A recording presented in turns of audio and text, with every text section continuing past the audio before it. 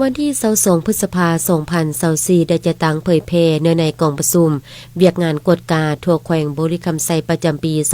2023โดยการเป็นประธานของท่านพลจัตวากุงจันทร์ไซปัญญาหัวหน้ากองบัญชาการปกสแขวงบุรีคำไซ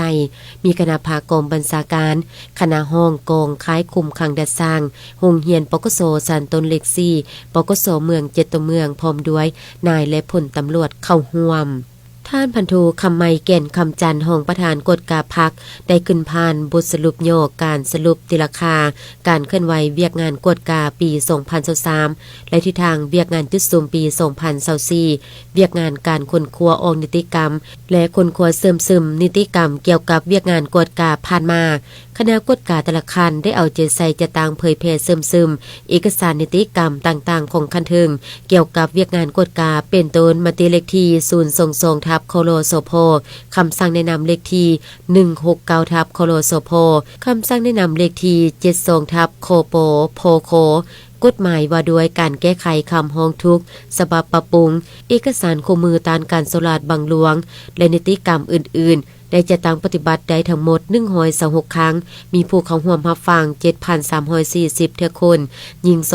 2,481 เทื่อคนเวียกงานติดตามกฎกาพักคณะพักมีความเป็นเจ้าการเผยแพร่เสริมซึมผ่านขยายและจะตั้งปฏิบัติมาติ11ของพักมาติ7ของแขวงติดพันกับการผ่านขยาย2วาระแห่งชาติและบรรดานิติกรรมของคันถึงก็คือของแขวงวังออกการขยายมหาชนก้าวหน้าเข้าพักได้ถือเอาคุณภาพเป็นกกบนพื้นฐานถูกต้องตามระเบียบขั้นตอนเกี่ยวกับเวียกงานขยายพักและคัดเลือกเอาผู้ที่มีผลงานดีเด่นรอบด้านโดยผ่านการทดสอบในขบวนเวียกงานตัวจริงเห็นให้สมาชิกพรรคเพิ่มขึ้นทางด้านจำนวนและคุณภาพสามารถเป็นกำลังแห่งนำพาอยู่ในโครงเขตเวียกงานวิสาสพนับแต่หักฐานขึ้นมาเวียกงานสกัดการตานและสืบสวนสอบสวนการโซลาดบังหลวงคณะพักองค์การปกครองและคณะกวดการแต่ละคันได้เอาใจใส่จะตั้งเผยแพร่ซึมบรรดาเอกสารนิติกรรมที่ติดพันกับเวียกงานสกัดการตานการโซลาดบังหลวงให้สมาชิกพรรคพนักงานราชการทหารตำรวจและประชาชนที่อยู่ในความรับผิดชอบของตนได้รับรู้เข้าใจต่อผลหายและภัยอันตรายของการโซลาดบังหลวงกองประชุมยังได้เผยแพร่ซึมเอกสารการจะตั้งปฏิบัติคำสั่งเลขที่411ทับโคโลโซโพและคำแนะนำเลขที่285ทับโคโกโซโพ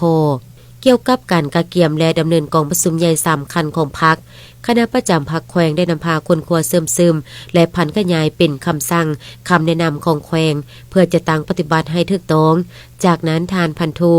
อวดวงไซหัวหน้าห้องการเมืองได้ขึ้นผ่านข้อตกลงของกระทรวงป้องกันความสงบว่าด้วยการอนุมัติให้นายตำรวจพักการรับอุดหนุนบำนาญในนั้นกองบัญชาการปกสแขวงบุรีคำไซมีทั้งหมด17สหายพร้อมทางประกาศวินัยต่อนายตำรวจที่เฮ็ดผิดระเบียบของกำลังไล่ออกจากกำลังจำนวน1สหาย